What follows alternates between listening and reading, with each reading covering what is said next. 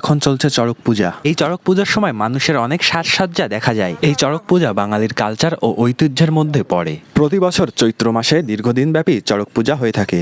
এই পূজাকে পাট, দেল ও শিব পূজাও বলা হয়ে থাকে। মূলত হিন্দু ধর্মের সবথেকে জাগ্রত দেবতা শিব ঠাকুর মহাদেবের পূজাই হলো এই পাট পূজা বা দেল পূজা। এই পূজায় গৃহস্থের মঙ্গল কামনায় প্রত্যেক বাড়ি বাড়ি পাট নিয়ে যাওয়া হয়। যথারীতি আমাদের বাড়িতেও পাট এসেছিল। আমাদের নতুন ঘরের পোতার উপরে শিব ঠাকুরের পাটকে তোলা হয়। সেখানেই আমার মা শিব ঠাকুরকে বরণ করে নেয়। সাধারণত গৃহস্থের কল্যাণে প্রত্যেক বাড়িতে পাট বা দেলের আগমন ঘটে। স্বয়ং ভোলানাথ আমাদের ঘরের সামনে দাঁড়িয়ে আছে। আহ, কি অসাধারণ! আর এদিকে আমার মা তাকে বরণ করে নিচ্ছে।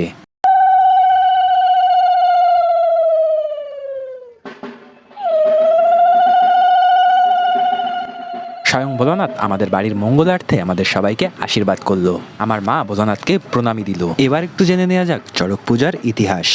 চড়ক পূজা পশ্চিমবঙ্গ, ত্রিপুরা ও বাংলাদেশের অন্যতম গুরুত্বপূর্ণ লোক উৎসব। বাংলা পঞ্জিকা অনুযায়ী প্রতি বছর চৈত্র মাসের শেষ দিনে বা চৈত্র সংক্রান্তিতে এই পূজা অনুষ্ঠিত হয় এবং বৈশাখ মাসের প্রথম 2-3 দিন ব্যাপী এই উৎসব চলে। এটি চৈত্র মাসে পালিত হিন্দু দেবতা শিবের গাজন উৎসবের একটি অঙ্গ। 1485 খ্রিস্টাব্দে সুন্দরানন্দ নামে এক রাজা প্রথম দেল পুজো শুরু করে।